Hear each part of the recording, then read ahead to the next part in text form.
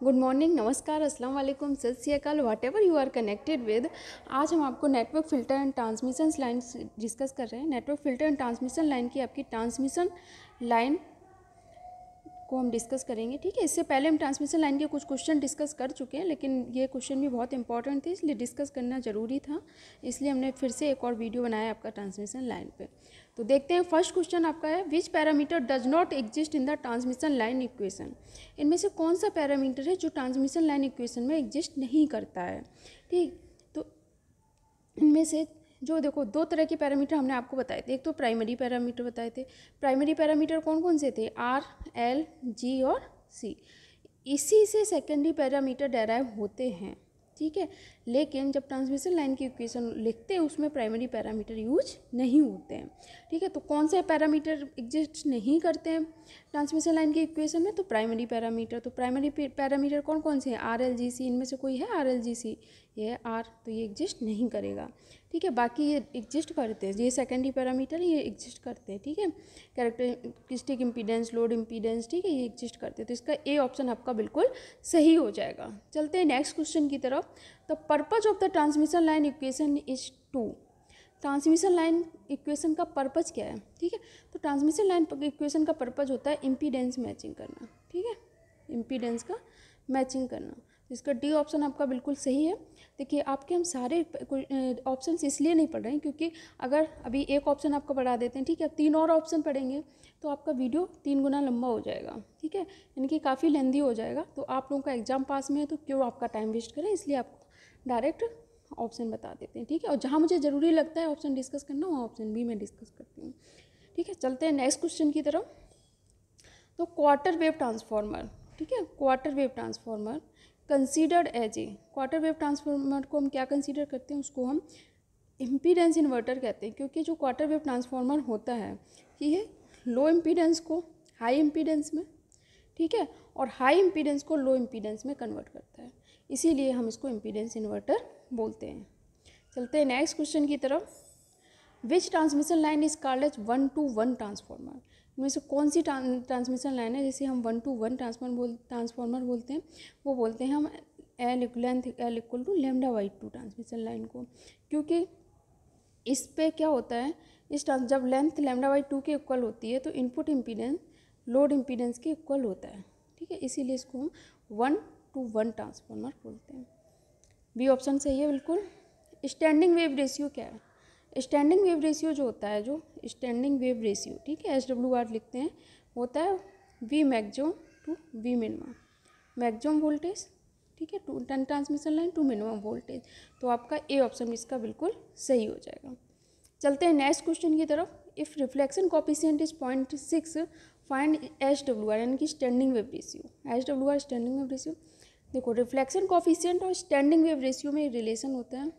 ठीक है, standing wave ratio होता है 1 प्लस रिफ्लेक्शन कोफिशिएंट, इसे रो से लिखते हैं, और 1 माइनस रिफ्लेक्शन कोफिशिएंट। ठीक, तो 1 प्लस रिफ्लेक्शन कोफिशिएंट आपका कितना दिया? 0.6।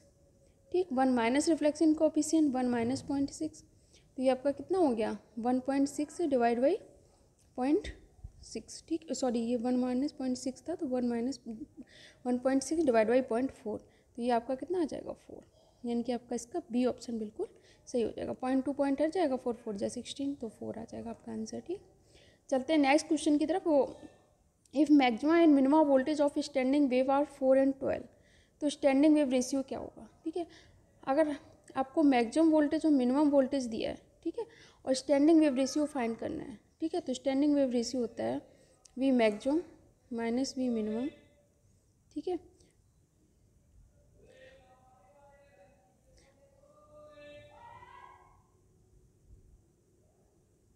एक मिनट, सॉरी, आपका V maximum minus V minimum नहीं, स्टैंडिंग वेव रेशियो क्या होता है? V maximum divide by V minimum. ठीक है, V maximum divide by V minimum standing wave ratio voltage के टर्म में।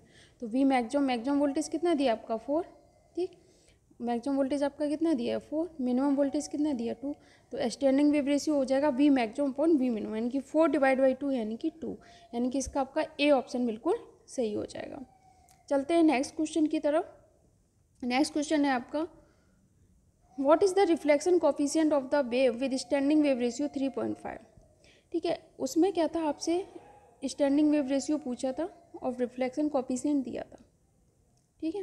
लेकिन इसमें क्या है, आपसे रिफ्लेक्शन कोफिशिएंट पूछा है, ठीक है। तो रिफ्लेक्शन कोफिशिएंट होता है स्टैंडिंग वेव रेशियो -1 और स्टैंडिंग वेव रेशियो +1। तो स्टैंडिंग वेव रेशियो यहाँ पे 3.5 दिया है, तो आप लिखोगे 3.5 -1 अपॉन 3.5 +1। सॉल्व करोगे तो ए ऑप्शन आपका सही हो जाएगा, 0.55 इसका आंसर आएगा, ठीक है। ये रिलेशन आप लोग सारे याद रखना, ठीक है। स्टैंडिंग वेव रेशियो होता है 1 plus reflection coefficient 1 minus reflection coefficient, और जो जब रिफ्लेक्शन कोफिशिएंट निकालना हो, ठीक है, तो standing wave ratio -1 upon standing wave ratio +1, ठीक है। इसमें प्लस ऊपर है, इसमें माइनस ऊपर है, ठीक। ये चीज़ें, ये क्वेश्चन, ये फॉर्मूले से आप लोग बिल्कुल ध्यान रखना, एकदम दिमाग में बिठा लेना। The range of the standing wave ratio is defined as, standing wave ratio की रेंज क्या होती है? स्टैंडिंग वेव रेशियो का फॉर्मूला आपको पता है, 1 plus reflection coefficient 1 minus reflection coefficient. अगर रिफ्लेक्शन कोफिशिएंट 0 भी होगा तो भी standing wave ratio value minimum 1 होगी, यानी कि यानी कि कम से कम तो 1 होगी। तो ये 0 -1, 0 वाले तो ऑप्शन हट जाएंगे, सी ऑप्शन आपका बचेगा 1। और मैक्सिमम कितनी हो सकती है? इनफाइनाइट, ठीक है। तो स्टैंडिंग वेव रेशियो 1 से इनफाइनाइट के बीच में होगा, ठीक। समझ में आया? देखो, स्टैंडिंग वेव रेशियो का फॉर्मूला होता है 1 plus reflection coefficient 1 plus reflection coefficient और 1 माइनस रिफ्लेक्शन कोफिशिएंट। अगर मान लो आपकी लोड लाइन इंपीडेंस अब मैच कर रही है, यानी कि रिफ्लेक्शन कोफिशिएंट ये 0 हो गया, ये 0 हो गया, इसकी वैल्यू आप 0 रखोगे तो भी कम, मतलब सबसे कम जब 0 होगा तब भी इसकी वैल्यू 1 होगी। तो इसका मतलब सी ऑप्शन आपका सही होगा। चलते हैं नेक्स्ट क्वेश्चन की तरफ। If line is matched the standing wave ratio will be, अगर लाइन मैच्ड है तो स्टैंडिंग वेव रेशियो कितना होगा, ठीक है। लाइन मैच है, इसका मतलब रिफ्लेक्शन कोफिशिएंट 0 है, कुछ रिफ्लेक्ट नहीं हो रहा, ठीक है। तो ये 0 हो गया तो भी स्टैंडिंग वेव रेशियो क्या होगा? 1। डी ऑप्शन आपका 1/1 1 होगा, डी ऑप्शन आपका इसका बिल्कुल सही होगा। देखते हैं नेक्स्ट क्वेश्चन। अगर वीडियो क्वेश्चंस अच्छे लग रहे हैं तो वीडियो को अभी के अभी लाइक करो, ठीक है। कुछ सेकंड का टाइम है आपके पास, लाइक कर दो अभी, और वीडियो ख़त्म होने के बाद आप लोग शेयर भी करना। पहली बार देख रहे हो तो चैनल को सब्सक्राइब कर लेना, ठीक। क्वेश्चन डिस्कस करते हैं। Standing wave ratio of short circuit and open circuit line. तो ये ध्यान रखो, जब स्टैंडिंग वेव रेशियो आपसे या चाहे शॉर्ट सर्किट लाइन का पूछा जाए चाहे ओपन सर्किट लाइन का, ठीक है, दोनों का क्या होता है? इनफाइनाइट, ठीक। तो इसका डी ऑप्शन आपका बिल्कुल सही है। चलते हैं नेक्स्ट क्वेश्चन की तरफ। The skin effect phenomena occurs in. तो स्किन इफेक्ट जो फिनोमिना होता है वो कंडक्टर्स में होता है। स्किन इफेक्ट फिनोमिना में क्या होता है? कंडक्टर, कुछ इलेक्ट्रोमैग्नेटिक वेव कंडक्टर की स्किन से अंदर चली जाती है कंडक्टर में, इसीलिए कंडक्टर में कभी ट्रांसमिशन लाइन मतलब इलेक्ट्रोमैग्नेटिक वेव ईएम का ट्रांसमिशन पॉसिबल नहीं होता, इसीलिए कंडक्टर को हम ट्रांसमिशन लाइन की तरह यूज नहीं करते, ठीक है। तो इसका सी ऑप्शन बिल्कुल सही होगा। और ये बात भी ध्यान रखना, कभी ये भी पूछा जा सकता है कि इनमें से किसको हम ट्रांसमिशन लाइन की तरह यूज नहीं करते, तो वो आपका कंडक्टर होगा। और किसकी वजह से नहीं करते? स्किन इफेक्ट की तरह वजह से। Skin depth is measured in, skin depth जो होती है आपकी माइक्रोमीटर में मेजर की जाती है, डी ऑप्शन सही है। नेक्स्ट क्वेश्चन है आपका, स्किन डेप्थ और फ्रीक्वेंसी में क्या रिलेशन है? तो स्किन डेप्थ और फ्रीक्वेंसी में, स्किन डेप्थ को इससे डिनोट करते हैं डेल्टा से, 1/√πf म्यू सिग्मा, ये इसका फॉर्मूला होता है, ठीक है, स्किन डेप्थ का। तो फ्रीक्वेंसी से कैसे रिलेटेड है? 1/√f, तो इसका डी ऑप्शन आपका सही हो जाएगा। डिस्कस करते हैं next question. Perfect conductor, perfect conductor वो होता है जो परफेक्ट कंडक्टर जो भी होगा वो क्या होगा? आपका परफेक्ट रिफ्लेक्टर, यानी कि आपका बी ऑप्शन इसका बिल्कुल। नेक्स्ट क्वेश्चन है आपका, for a quarter wave transformer, quarter wave transformer के लिए इनमें से कौन सी इक्वेशन सही है? तो ये बहुत इंपॉर्टेंट क्वेश्चन है, ठीक है, सब लोग अपने दिमाग में बिठा लेना, ठीक है। ये Z02 नहीं है, Z0² है, ठीक है, equal to input impedance Zin और लोड इम्पीडेंस Z, या Z0 होता है कैरेक्टरिस्टिक इम्पीडेंस। तो ट्रांसमिशन लाइन में जो कैरेक्टरिस्टिक इम्पीडेंस होती है इसका स्क्वायर किसके इक्वल होता है? इनपुट इम्पीडेंस और लोड इम्पीडेंस के। और सेम इक्वेशन इस तरह से भी आपसे पूछी जा सकती है, characteristic impedance equal to input impedance और लोड इम्पीडेंस। ये स्क्वायर इधर अंडर रूट में भी लिखा हो सकता है, ठीक है। तो ये इक्वेशन आप लोग याद कर लेना। और ये भी पूछा जा सकता है कि ये इक्वेशन कौन से ट्रांसफार्मर के लिए? तो क्वार्टर वेव ट्रांसफार्मर के लिए, ठीक है।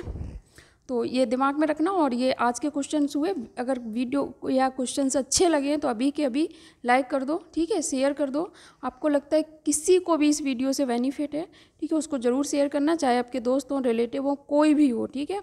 और अगर पहली बार देख रहे हो तो चैनल को बिना सब्सक्राइब किए मत जाना। हाँ, अगर वीडियो अच्छा नहीं लगा है तो डिसलाइक कर सकते हो, अदरवाइज़ लाइक कर देना, ठीक है। चलिए मिलते हैं नेक्स्ट वीडियो में नेक्स्ट क्वेश्चंस के साथ। पढ़ते रहिए आप लोग, अपनी प्रिपरेशन को बूस्टअप कीजिए। Thank you.